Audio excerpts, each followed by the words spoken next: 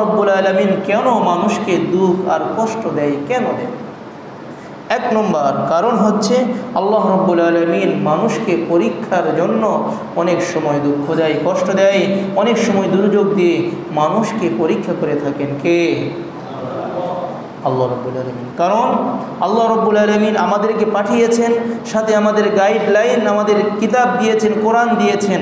সব কিছু জানার পরে বান্দা আমার পরীক্ষা, যখন আমি পরীক্ষা নিই, দুর্যোগের মধ্যে পড়ে, এই বান্দা কি করে, এই বিষয়টা পরীক্ষার জন্য আল্লাহ রব্বুল আলামিন অনেক সময় দুর্যোগ, অনেক সময় বালা মুসিবত দিয়ে থাকেন। কোরআনুল কারীমের মধ্যে আল্লাহ বলেন, আহাসিবান নাস আন ইউতরাকু আন ইয়াকুলু আমান্না ওয়া হুম লা ইফতানুন। মানুষরা কি এটা মনে করেছে তাদেরকে ছেড়ে দেওয়া হবে যখন সে ঈমান এনেছে, বলেছে আমি আল্লাহর উপর বিশ্বাস করেছি, আল্লাহকে বিশ্বাস করি, এটার উপরই তাকে ছেড়ে দেওয়া হবে, তাদেরকে পরীক্ষা করা হবে না? বিষয়টা এমন নয়। আল্লাহ বলছেন অবশ্যই দুনিয়ার মধ্যে আমি মানুষদেরকে পরীক্ষা করব। তার মানে আল্লাহ রব্বুল আলামিন দুনিয়াতে আমাদেরকে বালা মুসিবত দেন, দুর্যোগ দেন পরীক্ষার জন্য। এক।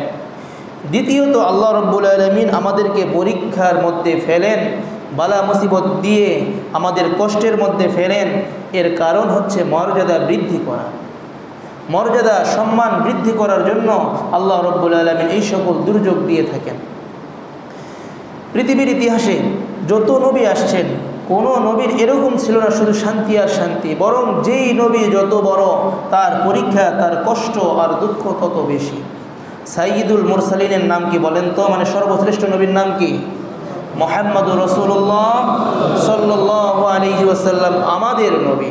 আমাদের নবীকে যেই পরিমাণ কষ্ট দেওয়া হয়েছে, কাফেররা যেই পরিমাণ কষ্ট দিয়েছে, এত কষ্ট কোনো নবীকে জমিনের মধ্যে দেওয়া হয় নাই। আমাদের রাসূল যে এরকম শ্রেষ্ঠ, সুতরাং রাসূলের কষ্টও বেশি। কষ্টের অতিশয্যা একেবারে যখন শেষ পর্যায়ে, আর রাসূল যেহেতু শ্রেষ্ঠ, রাসূলের উম্মত সর্বশ্রেষ্ঠ, এমন কষ্টের মধ্যে পড়েছিলেন ওনারা বলতে বাধ্য হয়েছেন মাতা নাসরুল্লাহ। এত কষ্টের মধ্যে আছি, এত নিপীড়নের মধ্যে আছি, আল্লাহর সাহায্য আর কখন আসবে? আল্লাহর সাহায্য কোথায়? তার মানে সাহাবায়ে কেরাম কষ্ট করেছেন। একটা খেজুরের আটি, খেজুরের ছোট্ট বিচি দানা কয়েকদিন চুষছে, তারপরে পানি পান করছে ক্ষুধা নিবারণের জন্য। একটা খেজুর 7 জনে ভাগ করে খেয়েছে, তারপরে যখন খেজুর শেষ, বিচি চুষে তারপরে পানি পান করেছে। ওই সময় সাহাবায়ে কেরাম বলতে বাধ্য হয়েছে মাতা নাসরুল্লাহ, ওগো আল্লাহর রাসূল, আপনি তো আমাদেরকে আল্লাহর সাহায্যের কথা বলেছিলেন, আল্লাহর সাহায্য আর কখন আসবে? আলা ইন্না নাসরুল্লাহি করিব। রাসূল বলেছিলেন আল্লাহর সাহায্য খুব বেশি দূরে নয়, আল্লাহ রব্বুল আলামিনের সাহায্য অতি নিকটে। আল্লাহর সাহায্য আসছে। ইমানদারদের, সাহাবায়ে কেরামের সুদিন ফিরে আসছিল। তো মর্যাদা বৃদ্ধির জন্য আল্লাহ রব্বুল আলামিন এই সকল দুর্যোগ দিয়ে থাকেন। সাহাবায়ে কেরাম জিজ্ঞেস করলেন রাসূলকে, আইয়ুন নাসি আশাদ্দু বালাআন। সাহাবায়ে কেরাম একজন জিজ্ঞেস করলেন, ওগো আল্লাহর রাসূল, মানুষকে সবচেয়ে বেশি যেই মানুষকে কষ্ট দেওয়া হয়, এটা কেন দেওয়া হয়? আর মানুষের মধ্যে সবচেয়ে বেশি কষ্ট কোন মানুষকে দেওয়া হয়? নবী আলাইহিস সালাতু ওয়াস সালাম বললেন, তিনি বললেন আল আম্বিয়া। পৃথিবীর মধ্যে যত মানুষ অতিক্রম করেছে, যত মানুষ অতিবাহিত হয়েছে, তন্মধ্য থেকে সবচেয়ে বেশি কষ্ট দেওয়া হয়েছে নবীদেরকে। সবচেয়ে বেশি কষ্ট দেওয়া হয়েছে কাদেরকে? নবীদেরকে কষ্ট দেওয়া হয়েছে। তারপরে রাসূল বললেন সুম্মাল আমসাল ফাল আমসাল।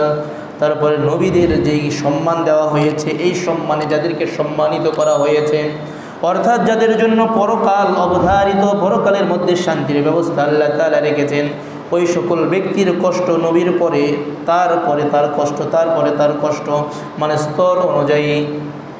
যারা মাস্টার্সের পরীক্ষার্থী, তাদের পরীক্ষা নেওয়া হবে মাস্টার্সের বই থেকে, সেই অনুযায়ী প্রশ্নটা কঠিন করা হবে। আর যে ক্লাস 1-এর ছাত্র স্টুডেন্ট, তার পরীক্ষা নেওয়া হবে একেবারে সহজ। সুতরাং আপনার ইমানের স্তর যেই পরিমাণ, আল্লাহ রব্বুল আলামিন আপনার পরীক্ষাও নিবে ঠিক সেই পরিমাণে। সুতরাং আল্লাহ রব্বুল আলমিনের দুর্যোগের কবলে পড়ে আমরা শুধু এটা মনে করব না আমাদেরকে আল্লাহ ধ্বংস করে দিচ্ছেন। হইতে পারে আল্লাহ রব্বুল আলমিন মর্যাদা বৃদ্ধির জন্য আল্লাহ তাআলা দুর্যোগের মধ্যে আমাদেরকে ফেলিয়েছে।